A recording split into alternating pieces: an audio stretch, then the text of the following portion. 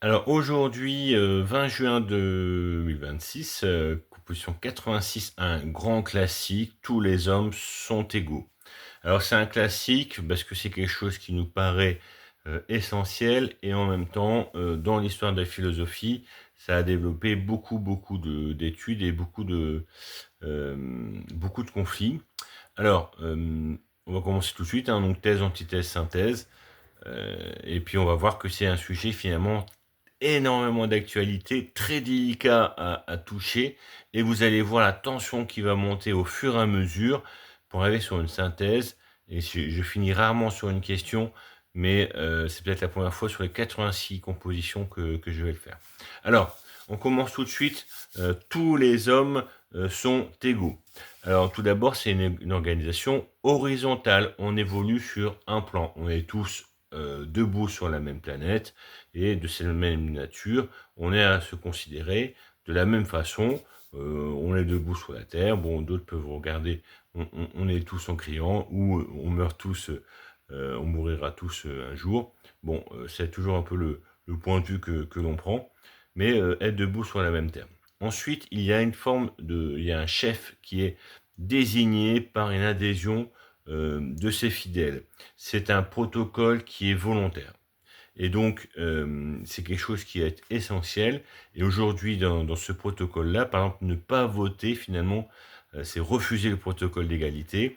Et donc, quelque part, accepter une verticalité. C'est-à-dire que on voit bien que les gens qui refusent de voter disent « Oh ben non, moi je ne appartiens pas au système ». Et c'est au contraire, en ne votant pas, qu'ils assoient un système qui ne se soucie pas d'eux. Donc, et donc, dans ce système de verticalité, certains dirigent et d'autres sont dirigés. Enfin, dans cette loi de tous sont égaux, le fait d'être chef vous incrémente, vous additionne donc des lois supplémentaires qui est associée au chef. Et souvent, bon, le classique, c'est servir le bien public. Le chef, hein, on dit souvent les présidents de tous les Français, donc il est élu par une partie, mais président de tous, c'est-à-dire qu'il a des lois, des règles qui sont supplémentaires par son état de chef. Alors, dans l'antithèse, on va vite voir que le sort des exclus va influencer beaucoup le système d'adhésion. Et donc, les règles d'appartenance, finalement, quelles sont les règles d'appartenance en fonction du sort des exclus, la discrimination que subissent ceux qui ne sont pas du groupe, on va voir que ces règles d'appartenance sont plus ou moins fortes. Comment on est exclu que devient cet exclu? Quelles règles? Alors, à une époque, il y avait il y avait des personnes qui étaient, comme Victor Hugo, exclues du royaume et ils ne pouvaient pas revenir, donc c'est-à-dire qu'ils n'avaient pas droit de cité dans le royaume au risque d'être emprisonnés. Donc ils avaient le droit de partir en exil et ne pas revenir.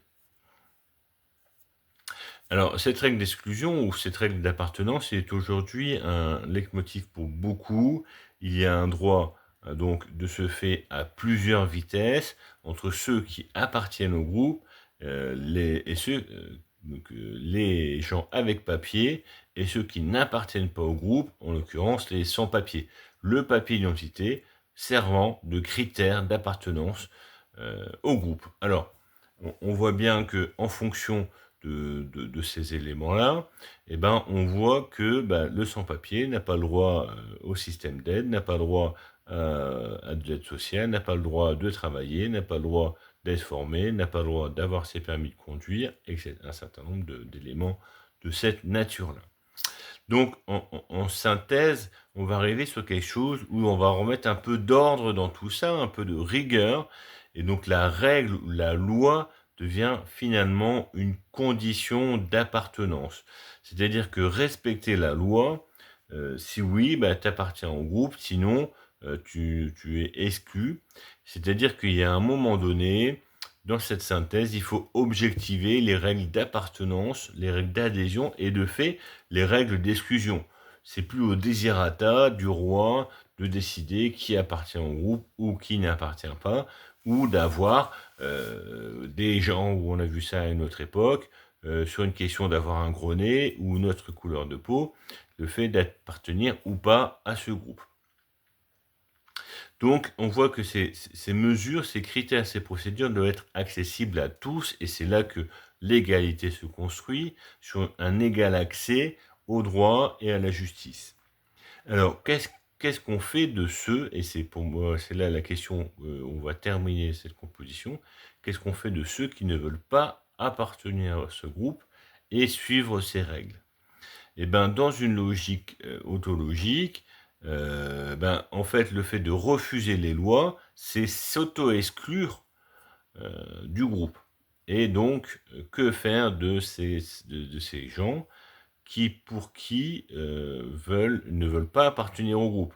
Donc, c'est le cas de l'anarchisme, ou d'une nouvelle forme d'anarchisme qu'on voit avec les Black Blocs ou les casseurs, que l'on appelle. Et donc, la logique voudrait que leur auto-exclusion leur interdise l'accès aux services publics, aux aides sociaux, mais aussi à la protection, à l'accès au travail et à l'accès au permis. En somme, aux conditions dans lesquelles les sans-papiers vivent chez nous. Mais cela relève d'une condition et d'une force de justice, d'un retrait de droit qui est donc de droit, voilà, qui est très lourd.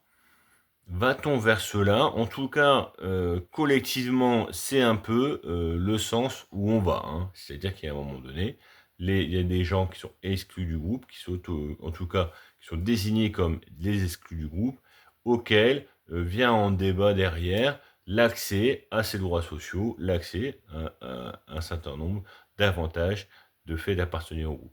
Voilà, c'était une composition assez compliquée, assez tendue. Je pense que par contre, c'est assez clair sur la ligne de fond.